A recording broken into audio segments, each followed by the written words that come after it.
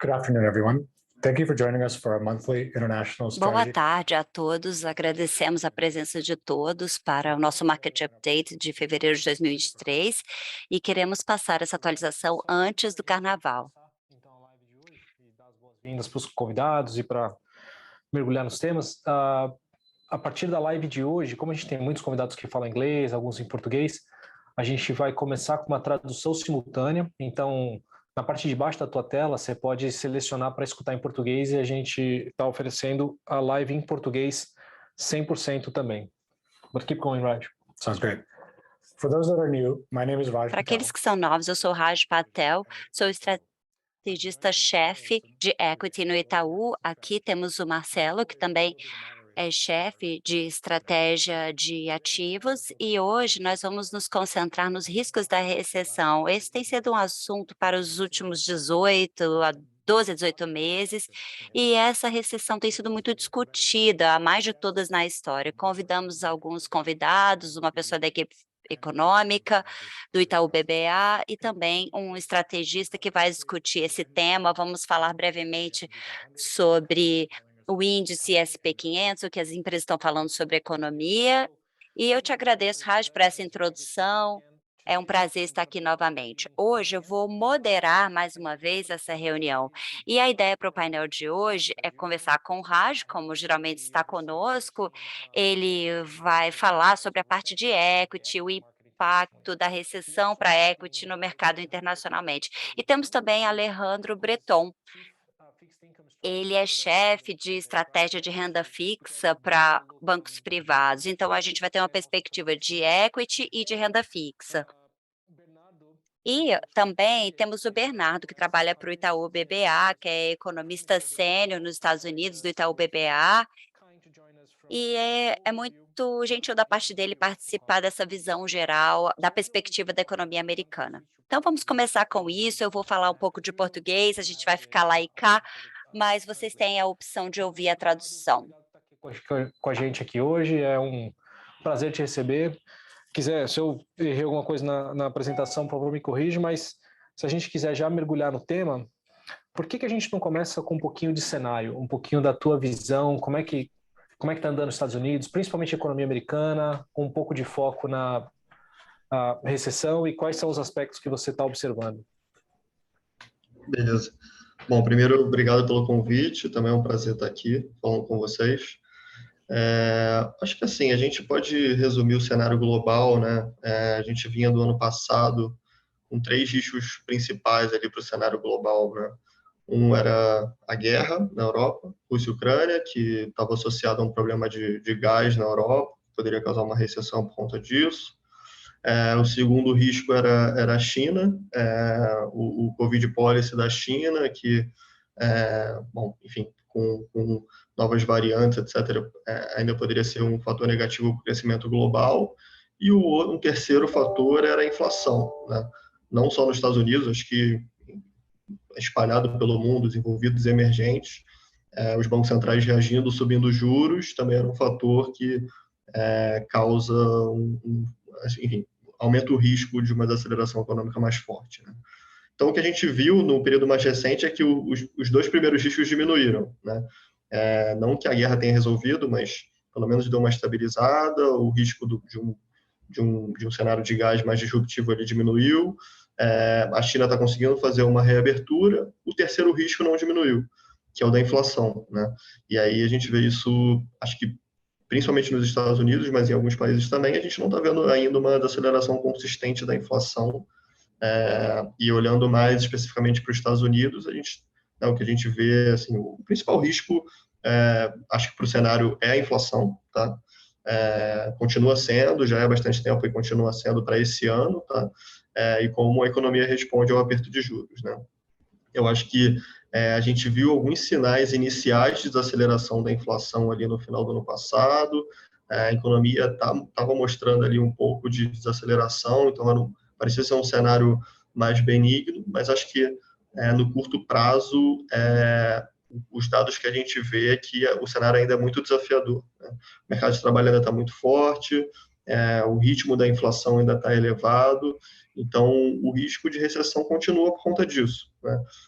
A gente já está discutindo de novo se a terminal do Fed não tem que ser maior por conta disso, etc.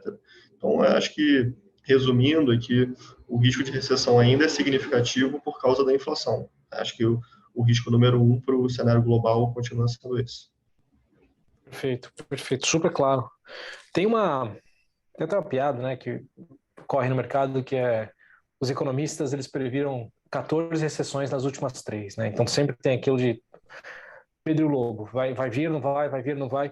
Qual é a visão de vocês, seja tua, seja do próprio Itaú BBA, qual a probabilidade de uma recessão no curto e médio prazo agora, dado que a gente viu os 2 primeiros riscos afrouxando um pouquinho, inflação continua sendo, claro, que é um fator forte, mas mesmo assim a gente viu uma afrouxada da inflação, pelo menos nos Estados Unidos nos últimos meses. Como vocês precificam esse risco de recessão? Só defendendo a minha classe um pouco aqui, dos economistas, assim, sempre tem uma dificuldade de você prever choques aleatórios, né? Por exemplo, quando que a gente ia imaginar que o Covid ia causar a disrupção que teve, uma gripe, uma doença ia causar essa disrupção que teve, uma recessão dessa magnitude. O problema é que choques aleatórios sempre são difíceis de prever. Eu acho que, assim, o que acontece? Principalmente no tema da recessão, né? O mercado em geral, os economistas, o mercado como um todo, sempre fica um pouco ansioso em ciclos de desaceleração econômica, porque normalmente quando o Fed tem que subir juros para desacelerar a inflação, ele causa uma recessão. Nem sempre isso acontece, às vezes ele consegue o soft landing, mas na maioria das vezes ele precisa causar essa recessão, né?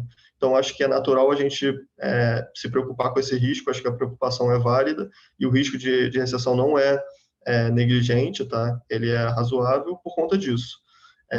E especialmente porque a gente está vendo um cenário de inflação, a inflação mais alta desde a década de 70, 80, entendeu? Então é um cenário muito particular que a gente não pode ignorar o risco por conta disso, né? E uma inflação persistente, que o Fed ainda está tentando entender quanto que ele precisa ir para desacelerar essa economia, desacelerar essa inflação. Entendeu? Então, acho que é um risco relevante por conta disso. O que a gente está olhando, principalmente, para tentar medir assim, o tamanho desse risco e alguma coisa de timing, eu acho que, primeiro, balanço das famílias, acho que é um indicador bem importante, porque ele tem sido um dos principais buffers da economia americana, que tem segurado a economia num ritmo de crescimento razoável, mesmo com o aperto do Fed, tá? Então, assim, condições de crédito, taxa de poupança, etc. Renda, né, também. Dados high frequency de atividade, um ganho que a gente teve na pandemia foi um aumento significativo da oferta de dados, e dados high frequency principalmente. Então, pedido de seguro-desemprego, dado high frequency de consumo de cartão de crédito, etc., tem sido indicadores coincidentes bons para a gente saber para onde a economia está indo, o ritmo de crescimento, e indicadores antecedentes do emprego, né? Porque um dos pontos, né, um dos riscos da recessão é você ter destruição de emprego, né, que é o payroll negativo ali, né?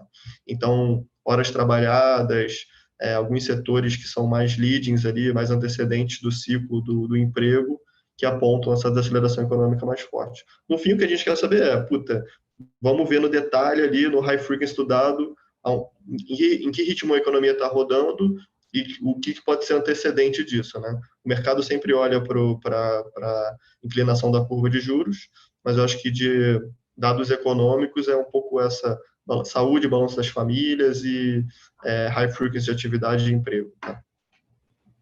Perfeito. Antes, normalmente a gente deixa as perguntas mais para o final, mas entrou uma aqui que eu achei interessante, talvez a gente pode já puxar o gancho. Você citou 3 fatores principais que vocês estão olhando, o que olhavam desde o começo, que era a guerra, claro, toda a situação de Covid, política de Covid na China e a própria inflação. Você vê o conflito, ou possível conflito no tema Taiwan entrando como um risco macro global agora que pode atrapalhar alguma coisa nesse sentido, ou ainda está sendo monitorado, mas não é necessariamente um grande pilar na análise de vocês? Eu acho que para a gente chamar de risco global, não. Tá?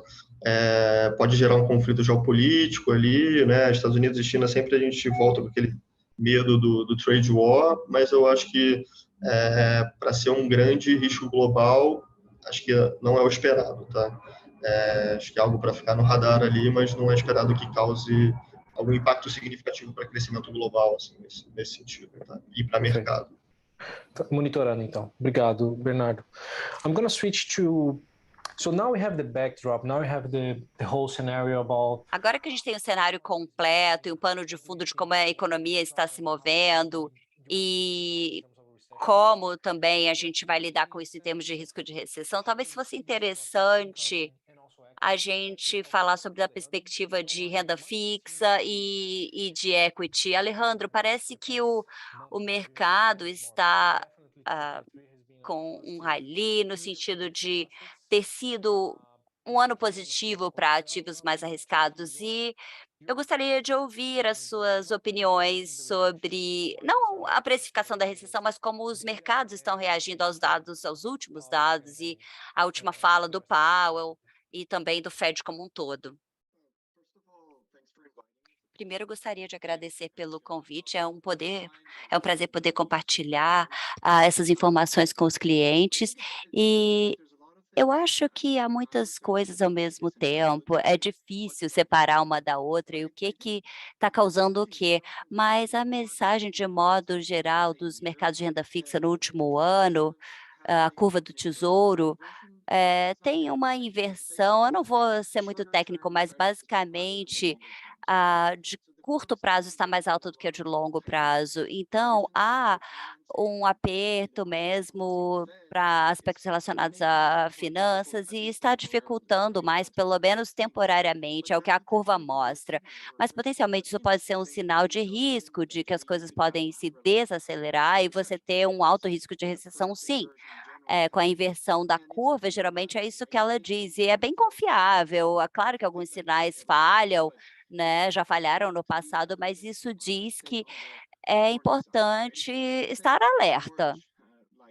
É uma luz amarela, mas ainda não vermelha. Pode haver algumas distorções, obviamente, porque o Banco Central tem intervido nesse mercado, comprando títulos de tesouro, e pararam de fazer isso no início desse ano, mas a compra de títulos do Tesouro podem gerar uma certa distorção nessa percepção. Mas será que não deveria inverter ainda mais? Porque a curva está se invertendo a níveis que a gente não vê desde a década de 80. Então, eu diria que sim, que é como o Bernardo falou, o risco está aí.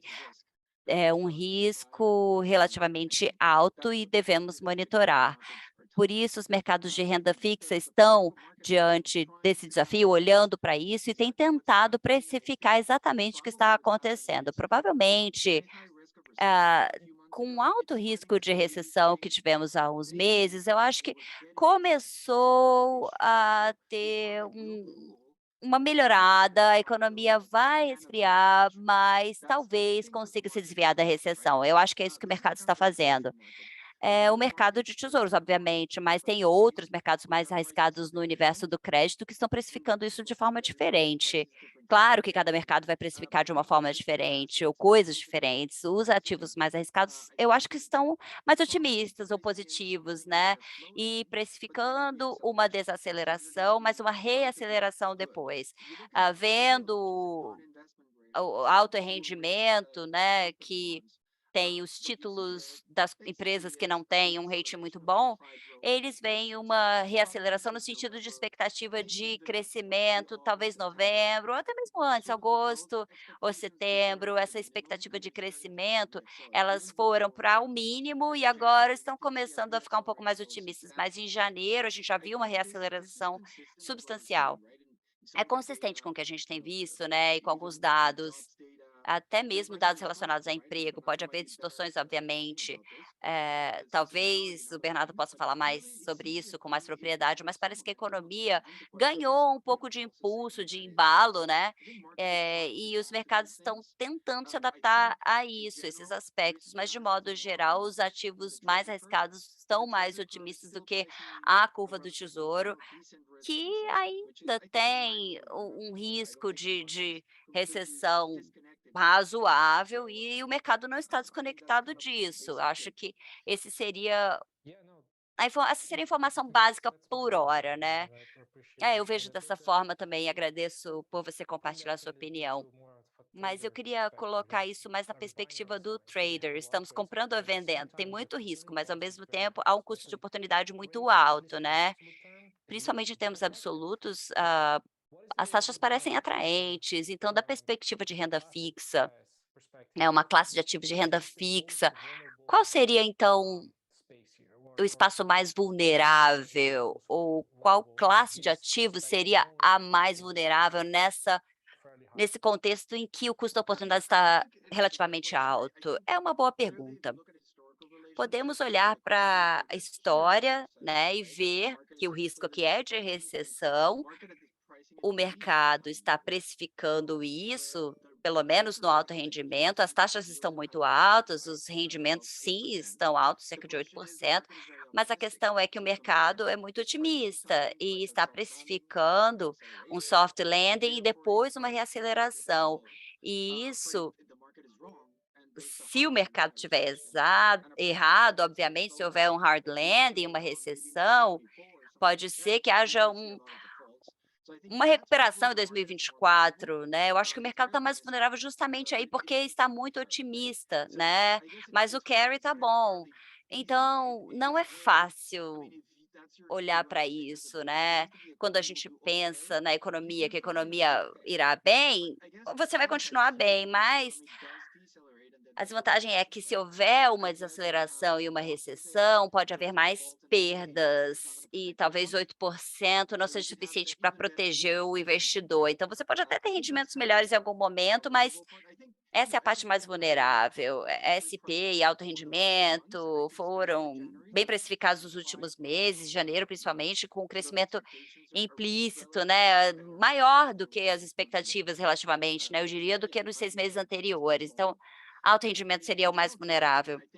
De modo geral, para ficar mais na defensiva, né, se você quiser ser mais conservador em relação à recessão e observando a curva do tesouro, tem um aspecto bem seguro, onde haja bons retornos, talvez seja bom permanecer aí. Também tem uma outra discussão, né, de ter mais cuidado, né, então em termos de portfólio, a situação pode ser um pouco mais complexa, mas é sim uma classe de ativos mais vulnerável. A gente pode passar para você, Raj, para você falar um pouquinho sobre equity, como os mercados de equity estão reagindo.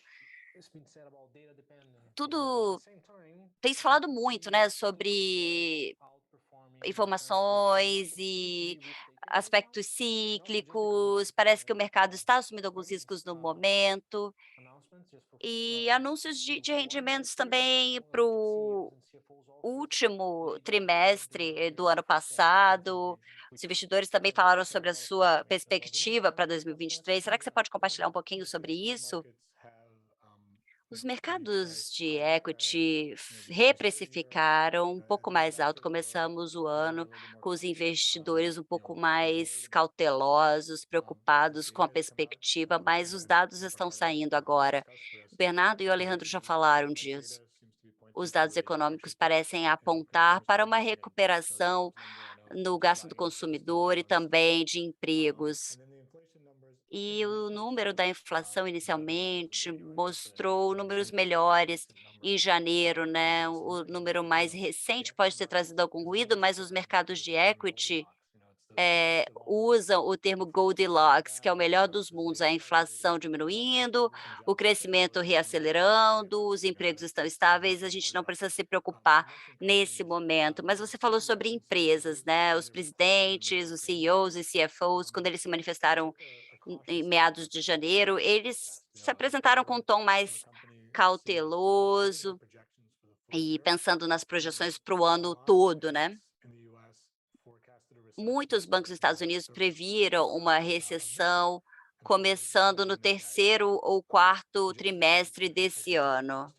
Esse foi o guidance. Eu me encontrei com alguns dos CEOs e CFOs desses bancos, o do Bank of America, ele está aqui em Miami se encontrando com alguns investidores, também o CFO do JP Morgan, e agora eles pareceram mais otimistas. Sim, uma probabilidade, chance de recessão para o terceiro ou quarto trimestre, mas agora eles já empurraram para quarto trimestre ou no ano que vem, né? Os dados estão melhores em termos de dados de gastos e as perdas de cartão de crédito não estão aumentando. E os futuros dos fundos do Fed também estão bem. Então, os CFOs e os CEOs, em um mês, já estão com perspectiva melhor. Algumas empresas estão, como a American Express, por exemplo, disseram que não estão vendo, né, essa recessão aí, né? Claro que eles são diferentes, porque a base de clientes é diferente, são clientes corporativos, ou com uma renda líquida alta, e eles parecem estar confortáveis, mas há muitas variações, e a gente vai precisar esperar um pouquinho à medida que o ano passar, porque em um mês a gente já viu uma mudança na perspectiva das empresas, na opinião das empresas em relação a isso.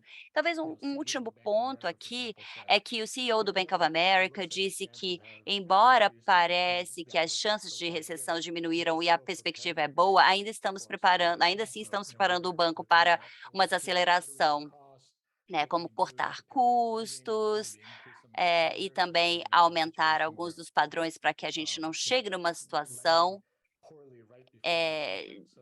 de não estar bem antes da recessão. Então, é importante ter essa cautela nesse sentido, né, porque há uma certa preocupação, embora tenha melhorado o tom desses CEOs. E qual é o ponto fraco no espaço de equity? No ano passado, por exemplo, em julho ou antes disso, havia uma preocupação com a Europa e a questão do gás e da energia na Europa. Parece que agora as coisas estão um pouco mais estáveis, né? No espaço do S&P, parece que o custo está bem alto. Onde está o ponto fraco?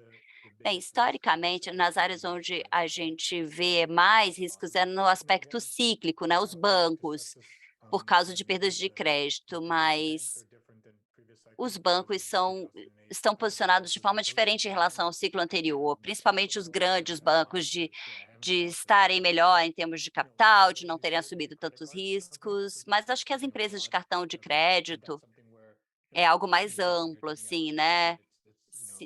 A dívida dos cartões de crédito geralmente tem taxas de juros muito altas e, em termos de ativo, não tem muita saída. Eu acho que seria a parte mais arriscada no mercado de equity.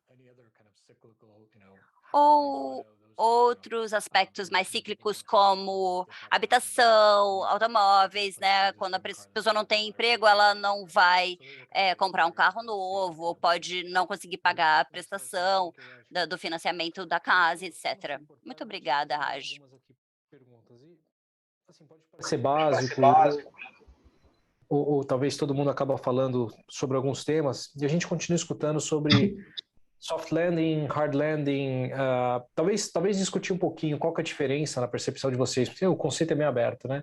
Mas na percepção de vocês, qual que é a diferença entre as duas coisas, como que cada um dos dois cenários se parece, e caso a gente realmente entre numa recessão, qual que é o tipo de recessão que está no modelo de vocês? Porque, assim, excluindo qualquer choque externo, como você comentou, que é muito difícil de prever, até defendendo a tua classe aí de economistas. Vamos excluir os Black Swans aqui. O que vocês colocam no modelo de vocês como recessão? Olha, para diferenciar um pouco a definição dos temas, acho que precisa ficar claro que assim, o soft landing significa você controlar a inflação com uma desaceleração da atividade ou até uma recessão leve, tá? Então, se a gente tem, por exemplo, um PIB de zero, ligeiramente negativo, com a inflação controlada, eu acho que a gente tem que bater palma para o Fed, tá? O hard landing é você precisar de uma queda maior da atividade, um aumento mais significativo do desemprego, podendo até causar uma crise, né? Então, pode ter algum ambiente de estresse de crédito, bem na linha do que o Alejandro falou, por exemplo, uma nova reprecificação de high yield, né? Além do que a gente já viu, entendeu? Então, é algo mais severo, assim, que pode resultar numa crise, né? E só fazer um comentário, porque acho que no noticiário, entre os economistas também surgiu um pouco a discussão do no lending, acho que no final de semana o Wall Street Journal fez um pouco essa discussão, né? O no landing é um cenário que tem sido discutido, mas na verdade ele é um cenário intermediário, né? O próprio nome já diz, no landing significa que você não pousou o avião. Para você pousar, você ainda vai pousar e não sabe se é soft ou hard, né? Então, esse no landing que ganhou um pouco de discussão é porque os dados estão muito resilientes, né? Os dados de economia estão muito resilientes, sem a inflação desacelerar. Então, pode ser um novo aperto de juros para você chegar ainda no pouso, não sabendo qual vai ser. Assim. O que a gente está esperando, a gente tem no nosso cenário um soft landing, né? A gente acha que é o cenário mais provável, a gente vê caminhos para isso, a economia tem buffers e a gente vê alguns sinais que a inflação pode desacelerar com uma desaceleração controlada da economia, né? Mas a gente está também no meio de uma discussão de terminal mais alta, né? Voltando a ter revisões para cima na terminal do Fed. E sempre que a gente tem essa discussão, aumenta o risco de hard landing, aumenta o risco de uma recessão um pouco pior, né? Um pouco nessa discussão que o Raj fez, né? Um site bem interessante, inclusive, dos bancos ali, do que eles estão achando, a gente também vê isso nas próprias projeções que os bancos estão fazendo. Eles estão postergando a projeção de quando o PIB vai ficar mais negativo, mas isso não significa que é mais soft landing, significa que pode ter um hard landing mais para frente, né? Pode ter uma recessão mais para frente, né? Acho que é um risco ainda considerável. A gente tem como cenário base, acho que é mais provável o soft landing, mas o hard landing é um risco relevante. Tá? Perfeito, perfeito. And it's something that Raj mentioned as well. Instead of the inflation risk may not be O Raj fading. mencionou isso também, que o risco de inflação pode não estar esvanecendo, mas ele pode estar sendo protelado, digamos assim, para o último trimestre ou para o próximo ano. Talvez o Alejandro possa responder essa próxima pergunta da discussão em torno da taxa terminal do Fed.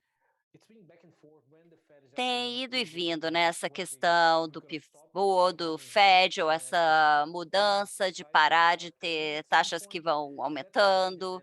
Esse ponto de corte, né, depende muito da velocidade em que a gente vai chegar no landing.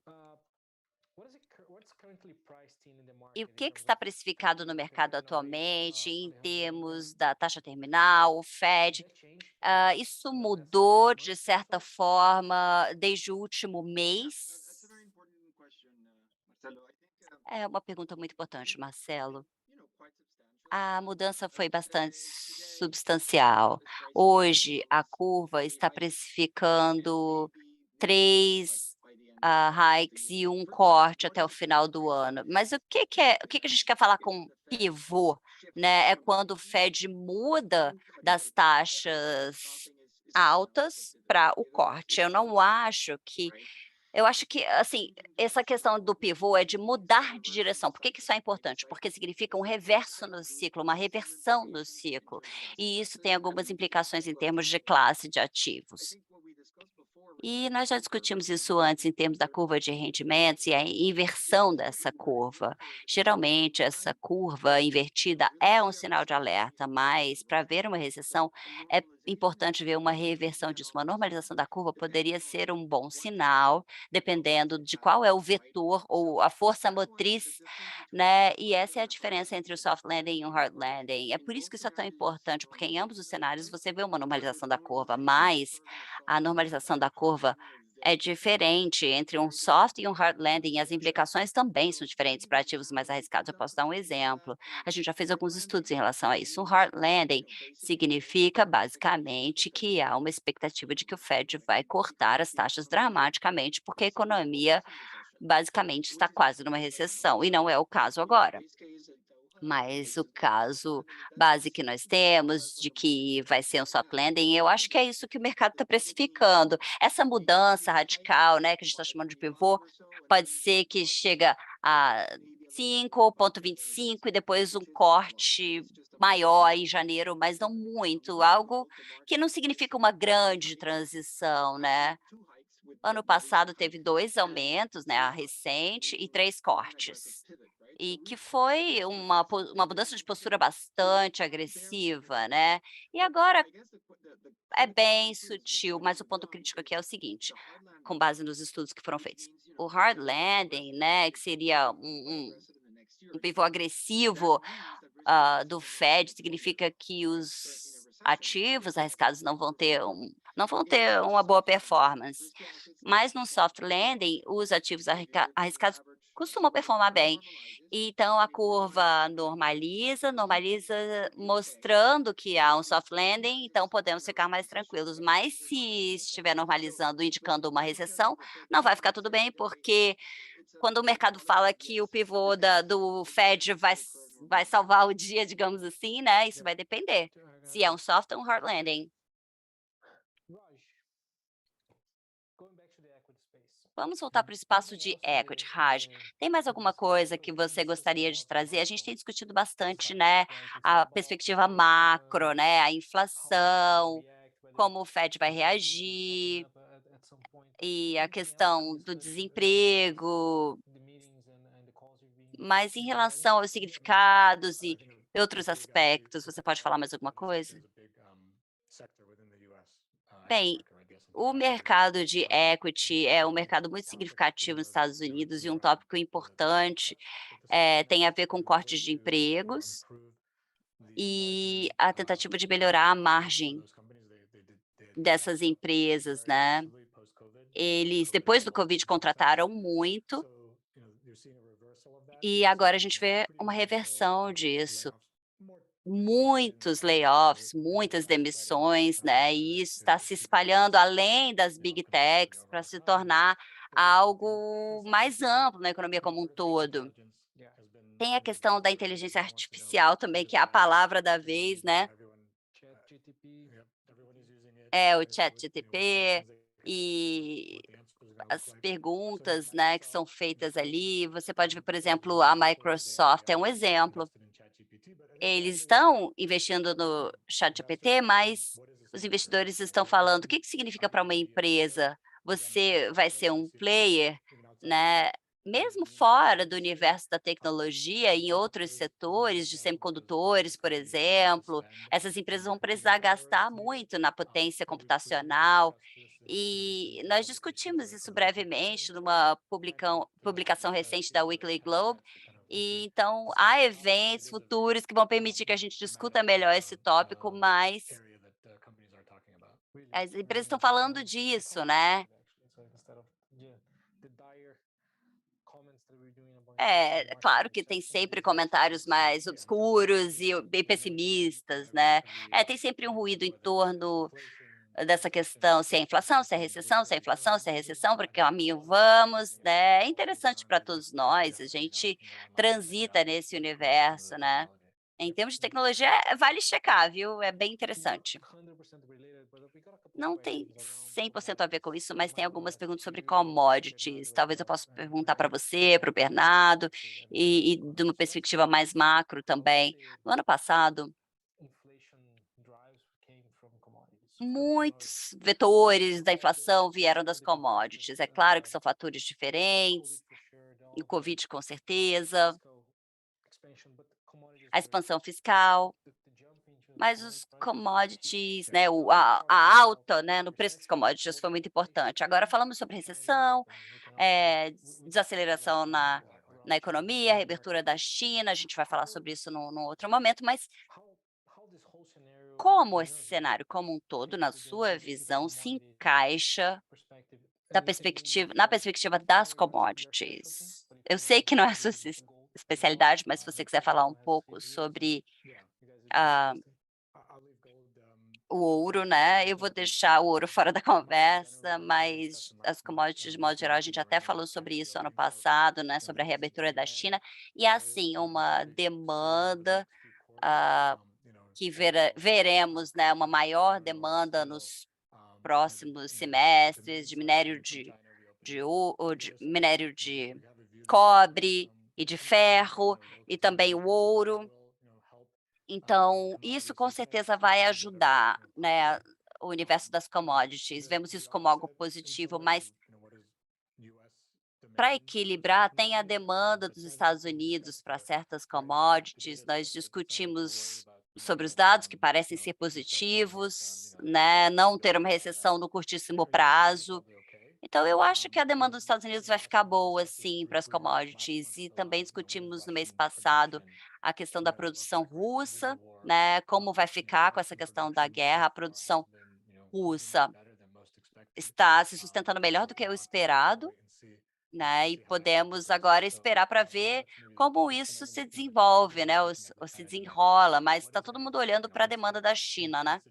Qual a intensidade dessa demanda e isso será um fator importante, né, para cobre, minério de ferro, aço.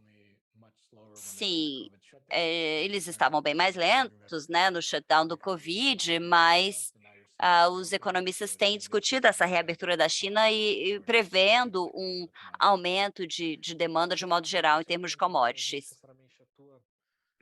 Especialidade, mas com certeza quando você olha o cenário, quando você olha a economia americana, você resvala um pouquinho em commodities. Como é que você encaixa toda essa discussão de commodities? Pode falar mais geral ou energia, onde for que faça mais sentido nas tuas análises de modelos, onde é que você vê commodities nesse cenário?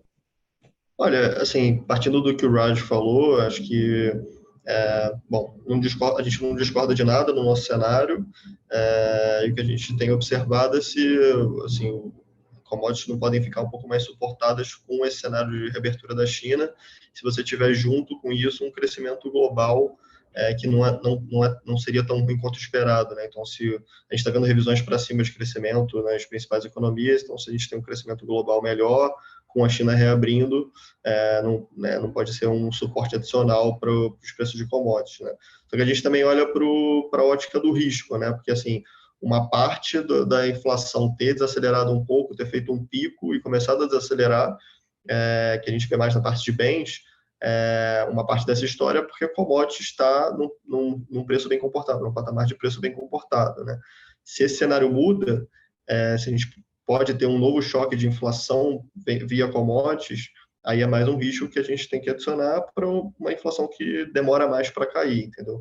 Então a gente também olha por essa ótica do risco, né? Acho que tem um cenário de suporte de commodities com crescimento global ok, com a China voltando, normalizando.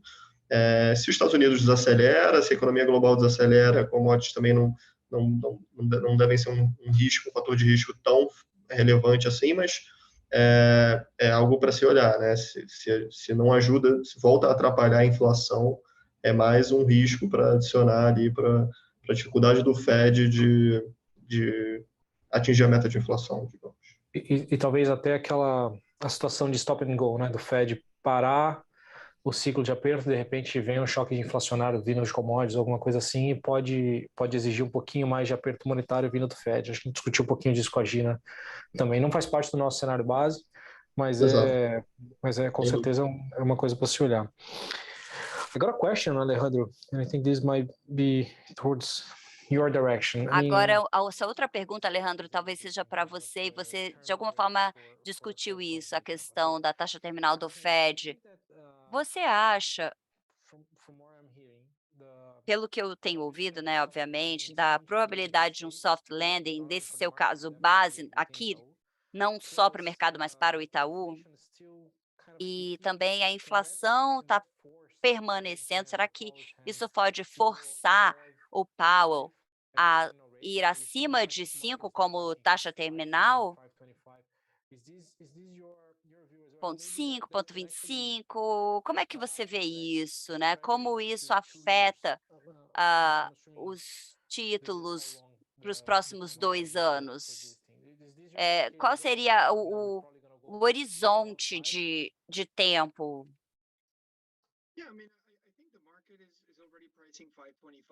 Eu acho que o mercado já está precificando 5,25, né. A questão é que se a inflação permanecer, vai depender de como a gente está entendendo esse soft landing. Pode ser que ele seja bem leve, que a gente se aproxime da recessão, mas não seja negativo, ou ele pode ser moderado, né, próximo a um potencial, mesmo com a permanência da inflação, mas existe sim, a possibilidade da economia parecer mais forte do que está, então ele pode subir ainda mais e ter mais picos, e isso afetaria, com certeza, não só a questão do pico, mas a reversão também, né, porque tem o ciclo entre este ano e o ano que vem, e a trajetória daqui para dezembro, né, janeiro de 2025 é o que importa, né, nessa perspectiva dos 2 anos, né. mas não é só o pico, mas também a velocidade da reversão. É difícil prever a inflação de um modo geral, mas agora estamos numa situação ainda mais complicada, porque, como o Bernardo falou, tem choques aleatórios, um atrás do outro, e estão armazenando esses dados. É claro que isso é um risco, sim, mas dá para se aproximar a 6%, e isso afeta a frente da curva e traz uma inversão ainda maior. Mas eu gostaria de dizer que a inversão da curva não significa que haja uma recessão, mas que a probabilidade de recessão nos próximos 12 ou 24 meses é mais alta. Então, a inversão da curva nos dá uma ideia dos riscos, mas não é uma questão de timing. Agora, a normalização da curva pode dizer que a recessão está chegando. A nossa preocupação, então, deve ser uma normalização abrupta da curva.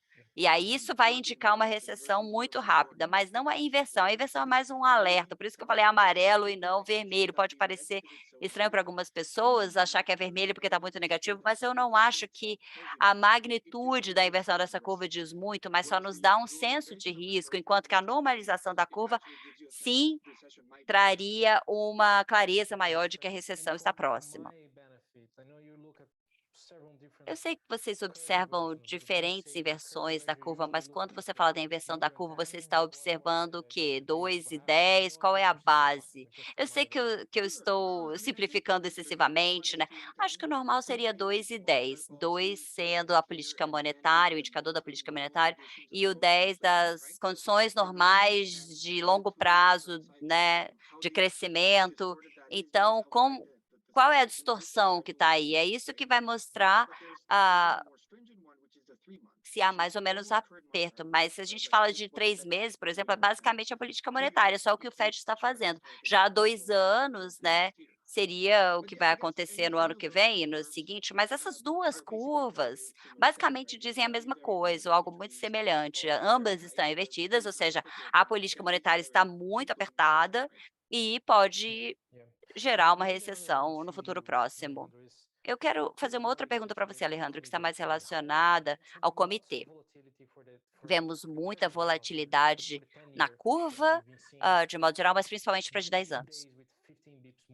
Dias com movimento de 15 bips, que não é normal para o mercado americano, né? Então, a gente pode falar 3,80, mais 3,40, está bem volátil, né? Então, em termos de localização estratégica do portfólio para os 10 anos, ou alocação, né, para esse portfólio, como é que vocês podem falar sobre isso? Está underweight, overweight? Bem, no momento estamos neutros, né? Provavelmente haja uma oportunidade aí se aproximar de 4. Tem duas coisas que eu observaria para ver se é atraente para o longo prazo. Primeiro, os níveis, né, mais próximo de 4, porque aí você vai ser compensado por que quer que aconteça. E a segunda coisa é, se a perspectiva de recessão se tornar mais realista, ah, a única coisa que vai proteger o seu portfólio dos piores casos é não só os níveis, 4%, mas também o potencial do que a gente geralmente pensa, né, que se o mercado estiver feliz demais, é uma boa oportunidade para começar a pensar em não ser tão otimista, mas estar no lado oposto às vezes recompensa, mas nesse momento a gente não está muito interessado na duração, que seria o segundo aspecto, né. Faz sentido, sim. É importante deixar claro que neutro não significa que não estamos agregando nada, mas que atualmente estamos fazendo a alocação básica, né, levando em consideração que há, títulos do Tesouro de 10 anos no portfólio, sim, tá. Raj, eu sei que você tem observado aqui algumas dessas questões que estão surgindo, mas eu sei que você tem observado os mercados de modo geral.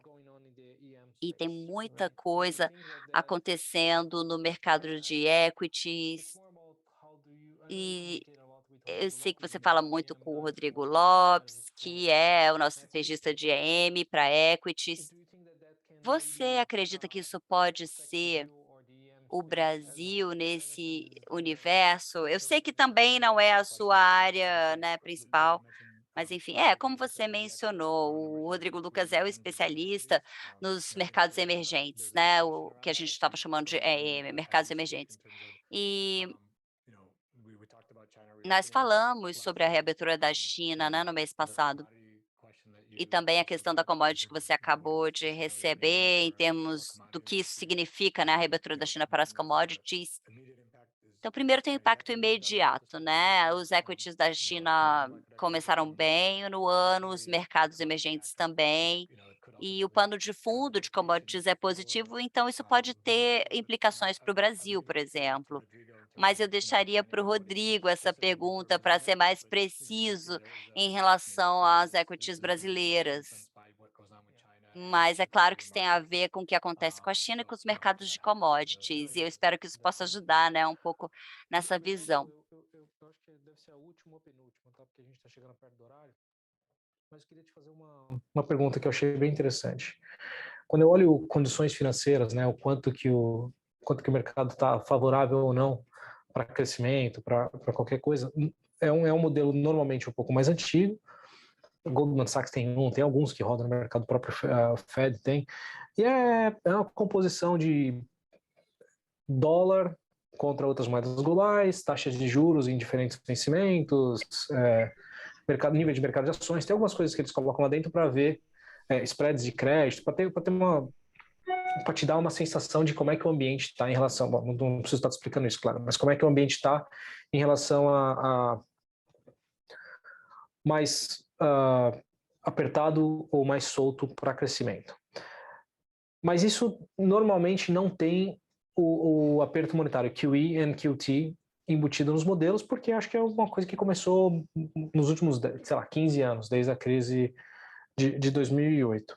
Como é que vocês colocam isso, né? Pensando em condições financeiras ou pensando em quanto que o Fed pode retirar de liquidez ou não, expandir o balanço ou já expandiu o balanço e agora está reduzindo? Como é que me fala um pouquinho do view de vocês em relação ao QT que está acontecendo agora, na velocidade que está vindo e quanto isso poderia afetar? Assim, eu acho que, bom, primeiro, para condições financeiras, a gente também olha esses indicadores, acho que são bem importantes, a relação deles com o PIB dá um bom guidance, assim, para pensar o próprio cenário do Fed, né? E eu acho que o QT acaba afetando condições financeiras de forma indireta via taxa longa, via juros longos, né? Porque, por exemplo, a Treasury de 10 anos está na maioria dos indicadores de financial conditions, o da Goldman Sachs, por exemplo, né? Eu acho que ele acaba afetou, eu acho que o QT do Fed já no nível avançado afetou, contribuiu para esse aperto, né? Eu acho que, a princípio, não é algo que o Fed vai querer mudar ativamente no curto prazo, né? A não ser que comece a gerar algum problema de liquidez dos bancos, etc., né? Eu acho que o Fed vai continuar querendo ser passivo nesse ponto até atingir os níveis de balanço, de reservas que ele quer chegar. Enfim, a gente não sabe exatamente onde ele quer chegar, mas ele já deu alguns guidance de onde ele quer ir. Eu acho que o Fed vai querer continuar passivo, né, uma relação passiva com o QT, pelo menos no curto prazo, né? Acho que pode até acontecer dele começar a cortar fazendo o QT, mas isso, enfim, ele vai querer, acho que, normalizar o balanço nos próximos anos, talvez esse ou no próximo, e acho que ele não vai querer ser muito ativo nisso, mas eu acho que contribuiu para o aperto de condição financeira via taxas longas e a gente vê isso, né? Mas como o Alejandro falou, acho que o mercado, quando a gente olha esses indicadores, o mercado, de certa forma, precifica um soft land, no sentido que ainda precifica um cenário ok de crescimento, não precifica um cenário mais negativo de crescimento, quando você compara PIB e condição financeira, ao mesmo tempo em que os break-evens de inflação estão muito baixos. Então, as coisas, né, podem não bater e ter alguma correção de financial conditions se a gente for para um juro mais alto ali, né, que é via aumento dos juros, o QT fazendo um impacto indireto ali, entendeu? Perfeito. I'm gonna wrap it up. First of all, thank you very much for you guys Eu vou encerrar, quero agradecer a todos por participarem dessa conversa, eu aprendi muito, eu acho que, ah, a gente trouxe informações bem importantes, e eu estou concluindo com informações importantes. Soft landing provavelmente é o nosso caso base, na Itaú BBA, no Private Bank também. E acho que essa discussão em torno da inflação barra recessão é a velocidade em que ela vai chegar. A gente vai ver uma postergação desse soft landing ou não, considerando o risco de um hard landing, como os ativos arriscados e a renda fixa também, e o escopo como um todo está se comportando. Então, acho que a gente pode concluir. Eu não sei se vocês têm algum comentário para fechar esse nosso encontro, Raj, Alejandro, Bernardo, mas se não tiverem também foi bem útil. Eu quero agradecer também pela presença do Bernardo e do Alejandro e esperamos vê-los novamente no mês que vem. Valeu, gente. Obrigado pela participação. Estamos disponível aí para próximos eventos. Obrigado, Bernardo. Thanks. Thank you, Alejandro. Obrigado, Alejandro. Tchau, pessoal. Muito obrigado. Bye, bye.